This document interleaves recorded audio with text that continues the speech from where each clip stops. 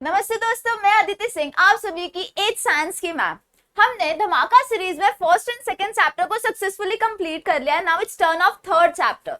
सो अगर आपने वो दोनों चैप्टर्स यानी कि living world and classifications of microbes and second chapter health and diseases complete देखा नहीं है तो जाके वो वीडियोस चेकआउट कीजिए। एंड अगर आपको वीडियोस पसंद आए तो लाइक कीजिए, सब्सक्राइब कीजिए चैनल को, ताकि ऐसे नए बहुत सारे चैप्टर्स जो हम पढ़ने वाले उस सारे की नोटिफिकेशंस आपको मिल जाए। एंड कोई भी प्रॉब्लम हो, कोई भी आपको डाउट हो तो comment down below and share जरूर करना, ताकि आपके दोस्तों को भी तो पता चले कि हम कहां तक पहुंच चुके हैं। So let's begin with the third chapter, that is force and pressure. हम सब ने eight any instance of life force and pressure ये दोनों टर्म्स को सुना है। फोर्स यानी कि क्या, समझो अभी मेरे पास ये एक ऑब्जेक्ट है, ये एक ऑब्जेक्ट है एंड ये टोटली स्टेशनरी है। सपोज मैडम स्टेशनरी मतलब स्टेशनरी यानी कि एक जगह पे रुका हुआ है, जैसे कि अभी मैं यहाँ पे हूँ, खड़ी हूँ, I am not in any motion, मतलब कि मैं स्टेशनरी हूँ। जैसे कि ये ऑब्जेक्ट इस बुक पे पड़ा है, इसे कोई भी एक्सटर्नल फोर्स नहीं लगा है, यानी कि ये टोटली एक जगह पे रुका हुआ है, यानी कि ये स्टेशनरी है। इसके ऊपर जितने भी फोर्स लग रहे हैं ना, ऊपर से या नीचे से, ये नलीफाई कर रहे हैं एक दूसरे को। सपोज मैंने इस के थ्रू इसको एक एक्सटर्नल फोर्स लगाया इन फॉरवर्ड डायरेक्शन। समझो मेरे ये ऑब्जेक्ट को मैंने फॉरवर्ड डायरेक्शन में पुश किया मेरे मसल्स के थ्रू, तो फिर ये एक मोशन में जा रहा है, यानी कि हमने एक्सटर्नल फोर्स जब इसको लगाया तो ये मोशन में चला गया, हमारा ऑब्जेक्ट मूव होने लगा। सो अभी ये था हमारा फोर्स, बट अब फोर्स में हमें क्या क्या पढ़ना है? Contact, non contact forces, balance imbalance forces, pressure पढ़ना है, इनर्शिया पढ़ना है। सबसे पहले हम स्टार्ट करेंगे कॉन्टैक्ट फोर्सेस। कॉन्टैक्ट कुछ समझ में आ रहा है? कॉन्टैक्ट से हमने सुना है ना, कॉन्टैक्ट यानी कि physical contact between each other, या फिर हम दोनों के बीच में कोई रिलेशन होना, इसे हम कॉन्टैक्ट कहते हैं। सो यहाँ पे हमें फर्स्ट डायग्राम में दिख रहा है कि एक बच्चा है एंड वो एक फुटबॉल को किक कर रहा है। अब वो किक कर रहा है, ऑफ कोर्स वो डायरेक्टली तो किक नहीं कर रहा, वो एक फोर्स अप्लाई कर रहा है एंड बॉल सडनली हवा में उड़ जा रही है। एग्जैक्टली तो उसके फिट में, बॉय के फिट यानी कि उसके टोज में एंड और बॉल में एक फिजिकल कांटेक्ट, एक टच बना, तो इस फोर्स को हम कहते हैं कांटेक्ट फोर्स। यहाँ पे एक और एग्जांपल है कि एक डॉग है और एक ह्यूमन बीइंग है, वो उस डॉग को पुल कर रहा है अपोजिट डायरेक्शन में। बॉय, डॉग जो है वो आगे जा रहा है एंड बॉय जो है पीछे आ रहा है, खींचे जा रहा है उसको, वो भी एक फोर्स एक्सर्ट कर रहा है। नेक्स्ट हमें दिख रहा है भाई साहब की शायद गाड़ी में पेट्रोल खत्म हो गया था, तो वो उसे धक्का दे रहा है। पेट्रोल महंगा हो गया ना। हाँ, वो उसे धक्का दे रहा है आगे की तरफ, तो कार भी आगे की तरफ मोशन में जा रही है। इसमें कार और ह्यूमन बीइंग के हाथ के थ्रू कॉन्टैक्ट हो रहा था, यानी कि कार एंड ह्यूमन बीइंग में कॉन्टैक्ट फोर्स जनरेट हो रहा था। तो कॉन्टैक्ट फोर्स है क्या actually? A force is seen to act through a direct contact between objects. दो ऑब्जेक्ट के बीच में डायरेक्ट कॉन्टैक्ट होना यानी कॉन्टैक्ट फोर्स। अब नॉन कॉन्टैक्ट फोर्स क्या है? नॉन कॉन्टैक्ट फोर्स यानी कि दो ऑब्जेक्ट्स के बीच में या दो चीजों के बीच में कोई भी सॉर्ट ऑफ कॉन्टैक्ट नहीं होगा। जैसे कि यहाँ पे हमें दिख रहा है मैग्नेट। मैग्नेट हम सबने देखा होगा ना, चुंगम जिसे हम बोलते हैं। सपोज उसे आप ले लो, मैग्नेट को ले लो एंड सामने आयरन फिलिंग्स रख दो, या फिर आप बोलते हैं खिल्ले रख दो, नेल्स रख दो, तो वो जो नेल्स है वो अपने आप जो मैग्नेट है उसके पास अट्रैक्ट होता है। हम तो नहीं जाते उसे उसके पास फेंकने, वो अपने आप अट्रैक्ट होता है उस मैग्नेट के पास। किस वजह से? मैग्नेटिक फोर्स जनरेशन की वजह से। वो जो मैग्नेट है उसके अंदर एक मैग्नेटिक प्रॉपर्टी है जिसकी वजह से वो नेल्स को अपनी तरफ खींचता है। लेकिन नेल्स एंड मैग्नेट के बीच में इनिशियली तो कोई कांटेक्ट नहीं था, स्टिल वो एक दूसरे को मीटअप हुए। किस वजह से? नॉन कांटेक्ट फोर्स की वजह से। एग्जैक्टली दूसरा एग्जाम है, या हम परफॉर्म भी कर सकते हैं, सॉरी एग्जाम्पल है। कोम ले लो एंड छोटे छोटे पेपर के बीट्स ले लो, एकदम छोटा छोटा पेपर को फाड़ लो एंड उसे टेबल पे कहीं पे रख दो, ओके। एंड कोम ले लो, उस कोम को अपने हेयर्स में प्रॉपरली रब कर लो, एकदम अच्छे से रब करो एंड ना उस पेपर के ऊपर उस कोम को ऐसे घुमाओ। कोम नहीं होगा ना, घर पे कर रहे हो ना, छोटा एक स्केल ले लो, प्लास्टिक वाला स्केल, उसको रब कर लो एंड ट्राई करो। आपके जो छोटे छोटे पेपर्स है ना वो डांस करने लगते हैं, ऊपर ऐसे धीरे धीरे आने लगते हैं। हाँ, कंघी ऑफ कोर्स, वो जो है वो डांस करने लगते हैं पेपर। अब पेपर और कोम या स्केल के बीच में तो कोई कॉन्टैक्ट नहीं था, बट फिर भी पेपर डांस करने लगा। किस वजह से? Static electric force. उस जो फोर्स जो जनरेट हो रहा है उस ड्यूरेशन में, उसे हम कहते हैं static electric force, okay. But यहाँ पे पेपर एंड कोम या स्केल में कोई कांटेक्ट नहीं था, therefore it is considered to be non contact force. Next है हमारे न्यूटन जी। अब न्यूटन जी ने एक नई चीज बताई थी, हमें याद है, ग्रेविटेशनल फोर्स। यानी कि उन्होंने देखा कि एक एप्पल डायरेक्टली ग्राउंड में ही क्यों गिरता है, why don't it goes in above the sky, या फिर अबोव द ट्री क्यों नहीं जाता वो एप्पल तो नीचे ही गिर रहा है, लेकिन एप्पल और ग्राउंड के बीच में तो कोई कॉन्टैक्ट नहीं था, वहां पे भी एक फोर्स जनरेशन था जिसको हमने नाम दिया gravitational force. It is also considered to be non contact force, sorry. अब नॉन कॉन्टैक्ट फोर्स है क्या? A force is applied between two objects even if there is no contact between them. No contact, यहाँ पे magnet और nails के बीच में कोई कॉन्टैक्ट नहीं था, लेकिन मैग्नेटिक फोर्स ने उसे खींच लिया। अब नेक्स्ट देखते हैं हम, When a force is applied on a stationary object, यानी कि जब एक स्टेशनरी ऑब्जेक्ट है, जैसे हमारे पास एक स्टेशनरी ऑब्जेक्ट था, हमने एक्सटर्नली उसको फोर्स लगाया, it moves and it speed in direction changes. यानी कि अब मैं कार को धक्का दे रही हूँ तो वो मूव होगा ही ना, फॉरवर्ड डायरेक्शन में मूव होगा, उसकी जो स्पीड है, उसका जो डायरेक्शन है, कभी कभी चेंज हो सकता है, वो लेफ्ट जा सकती है, वो राइट जा सकती है, क्योंकि हमारे फोर्स की वजह से। Similarly a force is required to stop the object in motion. अब मूव हो रहा है लेकिन उसे स्टॉप करना भी, एट एनी इंस्टेंस उसे स्टॉप करना भी जरूरी है। ये स्टॉप करने वाला फोर्स कौन सा है? उसे हम कहते हैं फ्रिक्शनल फोर्स। फ्रिक्शनल फोर्स एक ऐसा फोर्स है जो अपोजिशन, यानी कि हमारे फोर्स के अपोजिट डायरेक्शन में जा रहा है। समझो, मेरा जो फोर्स है मैंने इस डायरेक्शन में लगाया, लेकिन frictional force always acts in the opposite direction of the motion. Okay, इसका एग्जांपल देख लो।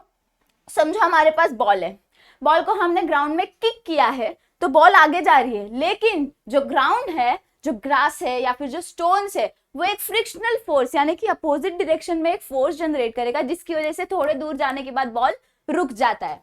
नेक्स्ट है कार। कार समझो इंस्टेंटली मैंने बंद कर दी। सपोज कार चल रही थी और किसी रीजन की वजह से कार बंद हो गई, कार उसी जगह पे रुकती है क्या? नहीं, कार थोड़ा आगे जाती है, लेकिन फ्रिक्शनल फोर्स जब उसके ऊपर एक्ट करता है टायर्स एंड उसके बीच में, तो कार हमारी कुछ इंस्टेंट्स के बाद रुक जाती है। सेम उसी प्रकार जब हम चलते हैं तो हम हमारे ग्राउंड को पीछे की डायरेक्शन में पुश करते हैं। जैसे अभी ये ह्यूमन बीइंग है, ये चल रहा है, यानी कि इसने जो फोर्स लगाई है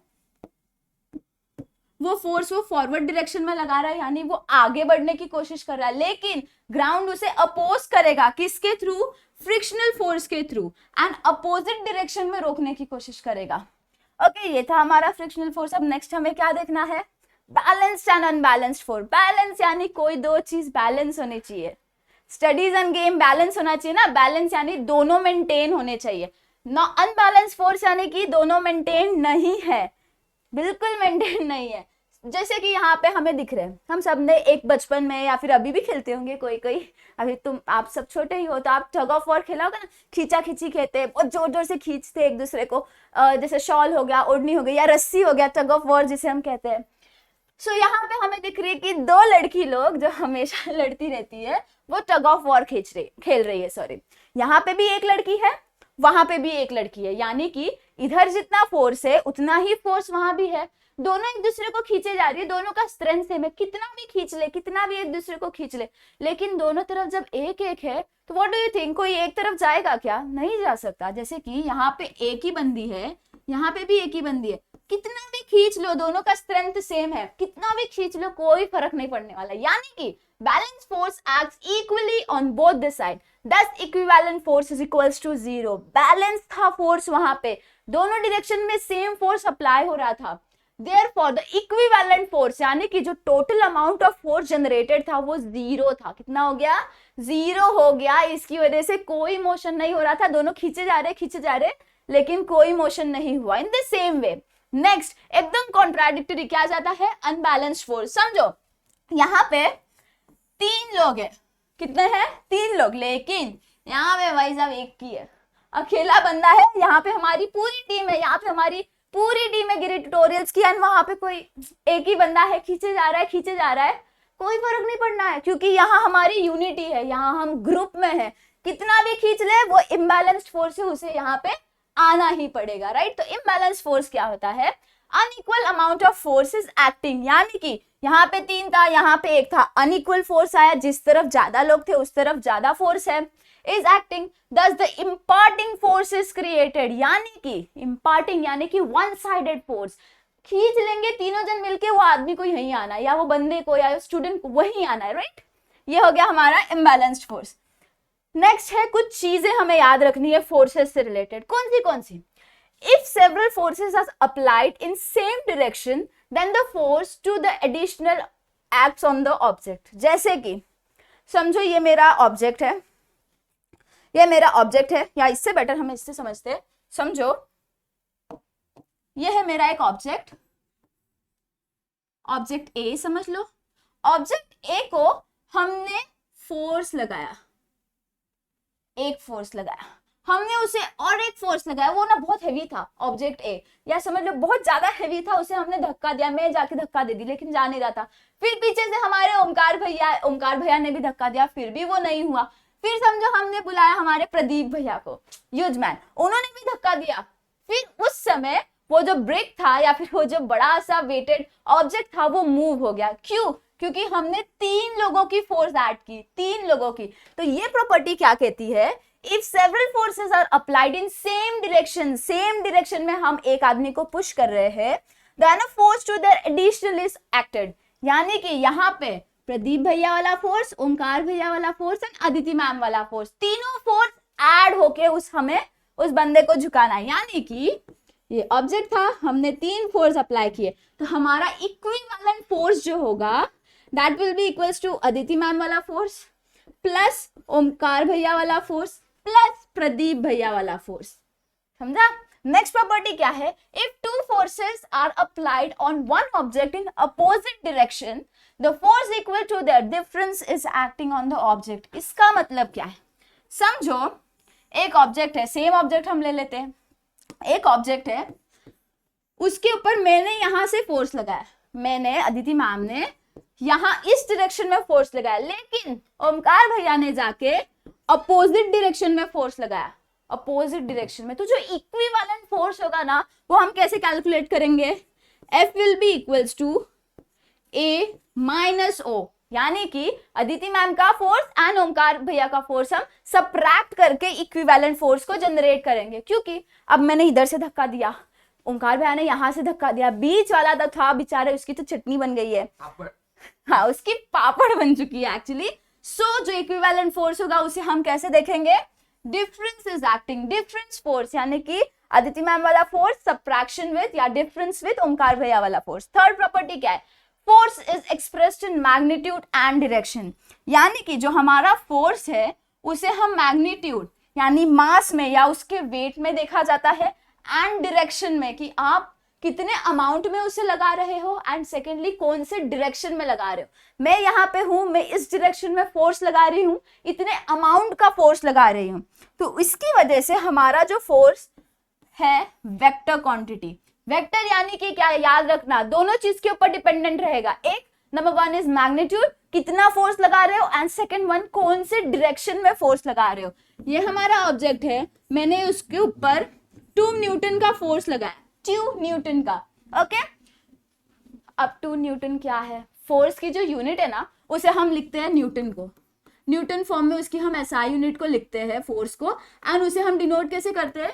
एन से, उसे हम डिनोट करते हैं एन से।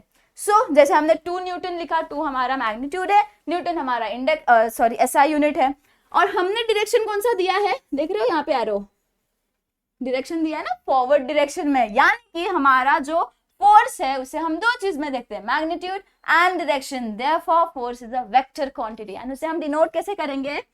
एफ, एंड उसके ऊपर छोटा सा एक बार दिखाएंगे, यानी कि छोटा सा एक एरो दिखाएंगे। ये था हमारा फोर्स। अब नेक्स्ट लेक्चर में क्या देखेंगे हम? इनर्शिया देखेंगे, टाइप्स ऑफ इनर्शिया देखेंगे, एंड प्रेशर देखेंगे, एंड प्रेशर के भी बहुत सारे टाइप्स होते हैं। Okay, hope you have enjoyed this lecture. Do subscribe, like, share, comment. Okay, thank you so much.